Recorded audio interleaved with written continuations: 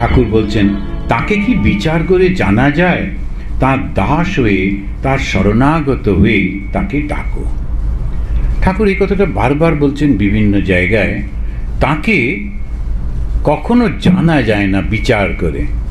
আমরা যখন বিচার করতে থাকি একটা জায়গায় গিয়ে ওই পর্যন্ত আটকে যাই, তারপরে জানি না আর এগোনো যাবে কি না। বিচার করে তাকে পাওয়া খুব কঠিন। যে তিনি এই রকম, এই যেই কমপ্লিট করলাম, হি ইজ লাইক দিস, তখনই লিমিটেড হয়ে গেল। আর যেই মুহূর্তে লিমিটেড হলেন, ফাইনাইট হলেন, তখনই কিন্তু তিনি শেষ হয়ে গেলেন। তো ভগবানের কি মৃত্যু হয়?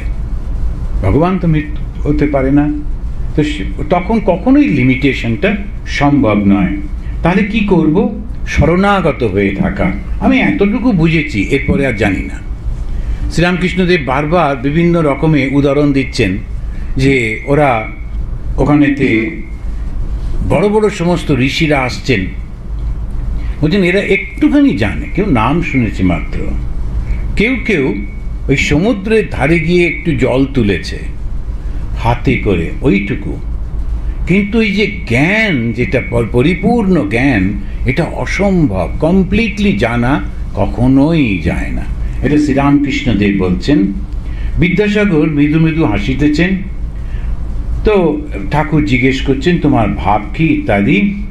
তারপরেই উনি বলছেন বিশ্বাস আর ভক্তি চাই, বিশ্বাস আর ভক্তি চাই বলে উনি গল্প বলছেন বিশ্বাসের কত গুণ। এখন বিশ্বাস কি করে হয়?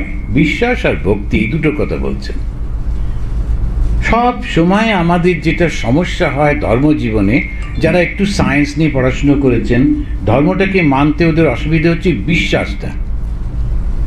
তো আমি মেনে নেব কেন?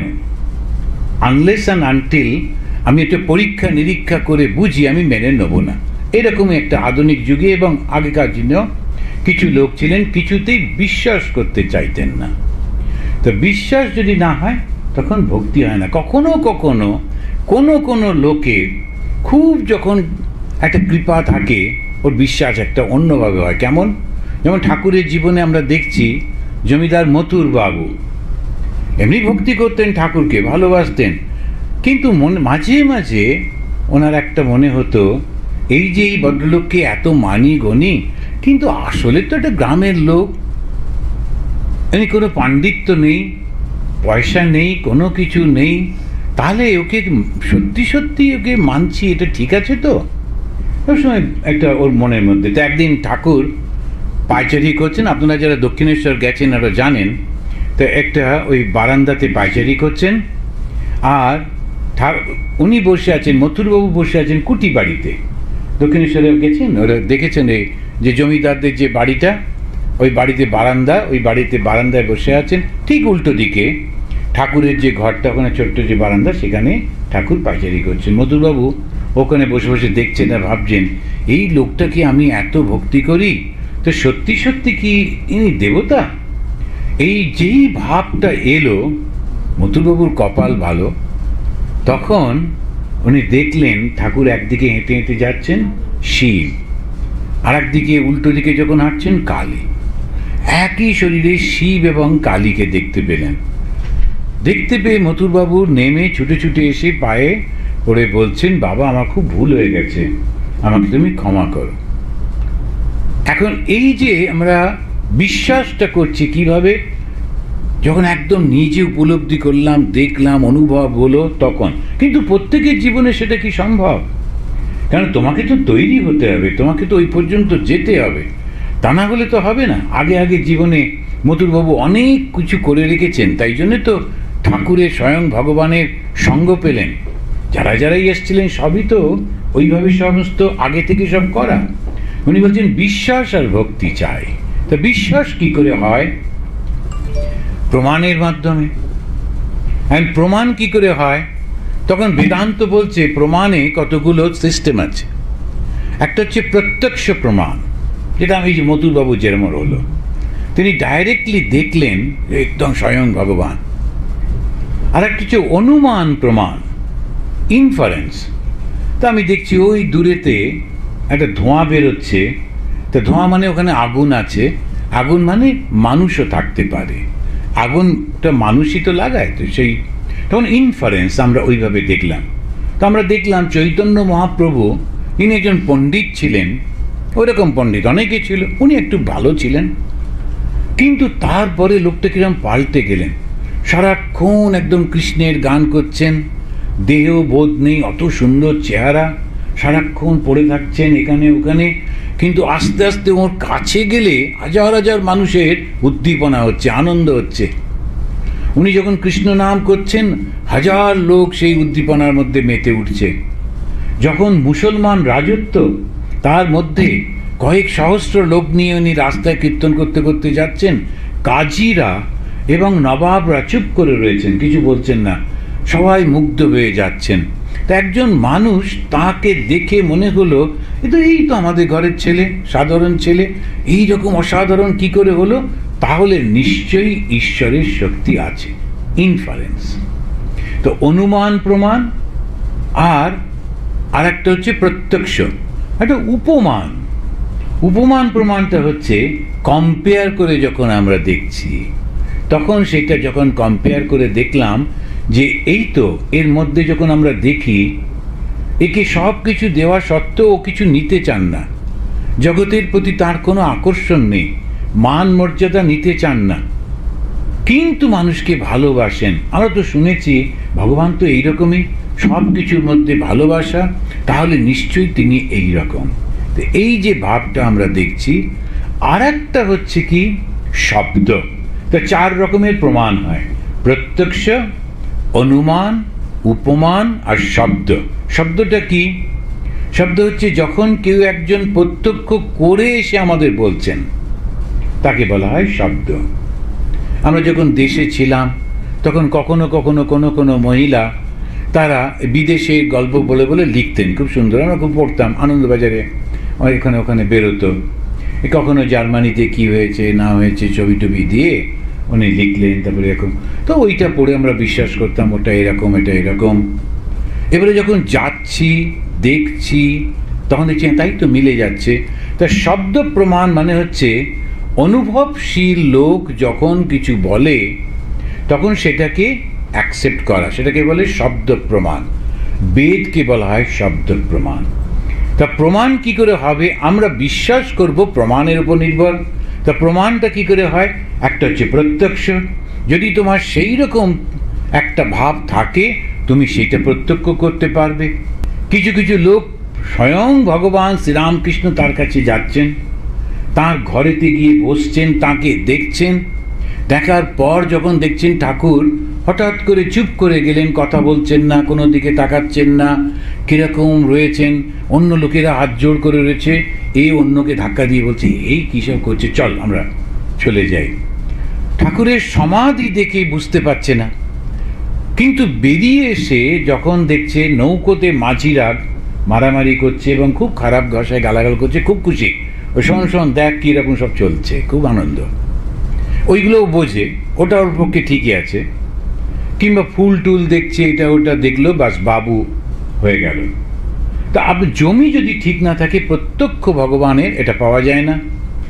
অনুমান, উপমান, শব্দ, এই 4টে রকম হবার পর তখন তো বিশ্বাসটা আসে। তো সেই জন্য সব থেকে ভালো হচ্ছে বিশ্বাস করে নেওয়া। কিরকম? আচ্ছা বলেছেন যখন দেখি না কি হয়। মাস্টারমশাই যখন বলছেন আমরা অতর মধ্যে যেতাম না, উনি বললেন এইভাবে অঙ্কটা করো, আচ্ছা দেখি করে কি দাঁড়ায়, করে যাচ্ছি। বিশ্বাস, মাস্টারমশাই বলেছেন এতেই হবে, আমি এটাই করব, এই বিশ্বাসের উপরে সব হয়। আর তার সঙ্গে সঙ্গে ভক্তি। ভক্তিটা কি করে আসে? ভক্তি হচ্ছে যখন শ্রদ্ধা আর বিশ্বাস একত্রিত হয় তখন ভক্তি আসে। শ্রদ্ধা এবং বিশ্বাস একত্রিত না হলে ভক্তি হয় না। শ্রদ্ধাটা একটা অদ্ভুত জিনিস। শ্রদ্ধা এবং বিশ্বাস প্রায় একই রকম। তো শ্রদ্ধা কি? গুরুবাক্যে বিশ্বাস। শ্রদ্ধা কি? নিজের উপর বিশ্বাস। তো এই জন্য শ্রদ্ধা একটা অত্যন্ত বড় শব্দ। স্বামীজি বারবার বলছেন শ্রদ্ধাবান হ, শ্রদ্ধাবান হ। শ্রদ্ধাবান মানে বিশ্বাস, আমি পারবো, নিশ্চয়ই পারবো, অহংকার নয়, আত্মবিশ্বাস। এই যে আত্মবিশ্বাস থেকে তার সঙ্গে সঙ্গে ওই ভক্তিটা যখন এসে গেল, আর তাকে কেউ আঁকবে। ভক্তিটা কি? একাগ্র হয়ে ওই পথে চলার শক্তি, এক মনে ওই পথে চলেছে। একবার যখন আমি এটা গ্রহণ করেছি, আমি এটাতেই চলবো, এই করতে করতেও চলে যাচ্ছে, এই হচ্ছে ভক্তি। তো ঠাকুর নানান রকম উদাহরণ দিচ্ছেন। জানো তো, হনুমান রাম নামে এত বিশ্বাস, এক লাফে সাগর পেরিয়ে গেল, কিন্তু রামকে তার একটা ব্রিজ তৈরি করতে হলো, কিন্তু লাফাতে পারলো না। রাম নামেও লাফিয়ে চলে গেল, কিন্তু স্বয়ং রাম তিনি, তার মানে হচ্ছে কি, ভগবানের শক্তি সেই বিশ্বাসে এতটা হয়। বলছেন যদি তাতে বিশ্বাস থাকে, এইবারে ঠাকুর একটা অদ্ভুত সেন্টেন্স বলছেন, যদি তাতে বিশ্বাস থাকে তাহলে পাপই করুক আর মহাপাতকই করুক, কিছুতেই ভয় নাই। মহাপাতক কাদেরকে বলে? পাপ তো আমরা জানি, ছোটখাটো অন্যায় করা, লোককে কষ্ট দেওয়া, এগুলো সব পাপের মধ্যে। আর মহাপাতককে? যে বাবা মাকে হত্যা করে, গুরুকে হত্যা করে, ব্রাহ্মণ হত্যা করে, এরা সব হচ্ছে মহাপাতক। এই মহাপাতকের যদি হয় তাহলে তবু তার ভয় নেই। কেন? কেননা যদি তার সম্পূর্ণ ঈশ্বরে বিশ্বাস থাকে। কিন্তু দুটো একটু কন্ট্রাডিক্টরি হয়ে যাচ্ছে। ঈশ্বরেও বিশ্বাস থাকবে, আবার মহাপাতক হবে, এরকম কোনো হয়? কখনো হবে না। কেন? কেননা যে একবার ঈশ্বরের হাত ধরেছে, তার ভুল পথে পা পড়বেই না, কখনোই করবে না। কিন্তু বলার জন্যে, খুব স্ট্রেস দেবার জন্যে ওটাকে বলা হচ্ছে, সে এতটা পাপ করলেও তথাপি সে কিন্তু মুক্ত হয়ে যাবে। এই বলতে বলতেই ঠাকুর ভাবের ঘোরে মাতোয়ারা হয়ে তিনি একটা গান ধরেছেন, আমি দুর্গা দুর্গা বলে মা যদি মরি, আখেরে এ দিনে না তারও কেমনে দেখা যাবে গো শঙ্করী। চ্যালেঞ্জ করছেন, যেটা অন্য কোথাও এটা হয় না। ভগবানকে চ্যালেঞ্জ করা এটা শুধু হিন্দু ধর্মেই হয়। কেন? আমরা ভগবানকে এত ভালোবাসি যে ভগবানকে আলাদা বলে মনে হয় না। সেই জন্য যেমন ছেলে যেমন মার উপর জোর খাটায়, বাবার উপর জোর খাটায়, ও গিয়ে কোথাও লুকিয়ে বসে থাকলো, ও জানে বাবা মা আমাকে ছাড়া থাকতেই পারবে না। বাবা মা খুঁজে খুঁজে গিয়ে টেবিলের তলা থেকে বার করে নিয়ে এলো, তারপরে খুব করে, হ্যাঁ বাবা কি চাই বাবা? তো বাবা বললো আমার একটা সাইকেল দাও, নইলে আবার টেবিলের তলায় গিয়ে বসবো। আচ্ছা ঠিক আছে।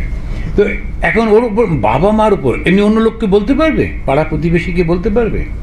কখনোই বলতে পারবে না। বসো টেবিলের তলায়, ভালো জায়গা, গিয়ে বসো। এখন তার কোনো ভাবই নেই, কিন্তু ও জানে বাবা মা আমাকে ভালোবাসে। কি করে বুঝলো? ভক্তি থেকে, ভাব থেকে। সেই জন্যে ওই ভাব থেকে ভালোবাসা, ভালোবাসা থেকে আপন বোধ, আপন বোধ থেকে জোর কাটানো। আর সেই জোর কাটানো কিরকম? আমি মরবার সময় যদি কোনোভাবে দুর্গা দুর্গা বলতে পারি, তবে তুমি এসে আমাকে উদ্ধার করবে না, কখনো হতেই পারে না। দেখা যাবে গো শঙ্করী, চ্যালেঞ্জ করে বলছেন। দুর্গা নামও নেব, আবার মৃত্যুর পর নরকেও যাবে, কখনো হবে না। তোমাকে আসতেই